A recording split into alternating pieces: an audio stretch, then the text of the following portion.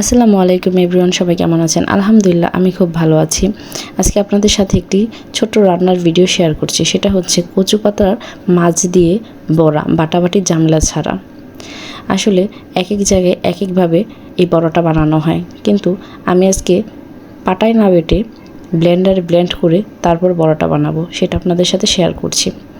প্রথমে আমি একটা পাত্রে হলুদের ফাঁকি, মরিচের ফাঁকি, ধনিয়ার ফাঁকি, পরিমাণ মতন লবণ এগুলো দিয়ে দিচ্ছি। তারপরে আপনার হলুদের ফাঁকি থেকে মরিচের ফাঁকিটা একটু বেশি পরিমাণে দিয়ে দিয়েছি। পেঁয়াজ বাটা, রসুন বাটা এগুলোও দিয়ে দিচ্ছি। রসুন বাটা থেকে পেঁয়াজ বাটাটা একটু বেশি পরিমাণে নিয়েছি। তেল দিলাম অল্প একটু, আপনার আদা বাটা দিয়েছি। দেওয়ার পরে মশলাটাকে ভালোভাবে মাখিয়ে নিয়ে সেখানে মাছটাকে ঢেলে দিচ্ছি। মাছটাকে ঢেলে দেওয়ার পর আপনার 10 মিনিটের জন্য রেস্টে রেখে দিলাম, যাতে করে মশলাটা ভালোভাবে মাছের ভিতরে ঢুকে, এই জন্য। তারপরে মাছটাকে আপনার পাতার মধ্যে মশলাটা সহকারেই দিয়ে দিচ্ছি। তারপরে পাতাটাকে সুন্দর করে ভাঁজ করে নিচ্ছি, যাতে করে ভাঁজটার ভিতর থেকে আপনার মশলাটা বের হয়ে না যায়। এভাবে আমি সবগুলা মাছ পাতার মধ্যে দিয়ে ভাঁজ করে তারপরে ফ্রাই প্যানটা চুলাতে বসিয়ে দিলাম।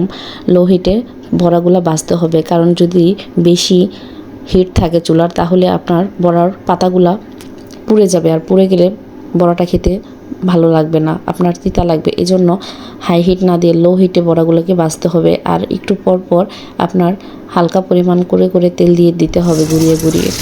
এরপর এক পর্যায়ে যখন দেখা যাবে যে একটা পাশ হয়ে গেছে, তাহলে আরেকটা পাশ উল্টে দিতে হবে। উল্টে দিলে ওই পাশটাও হয়ে যাবে। যখন আপনার পাতাগুলো একটু কালচে কালচে হয়ে যাবে, তখন মনে হবে যে হ্যাঁ, আমার বড়াগুলো পারফেক্ট হয়ে গেছে। দেখুন আমার বড়াগুলো দেখতে কতটাই সুন্দর হয়েছে।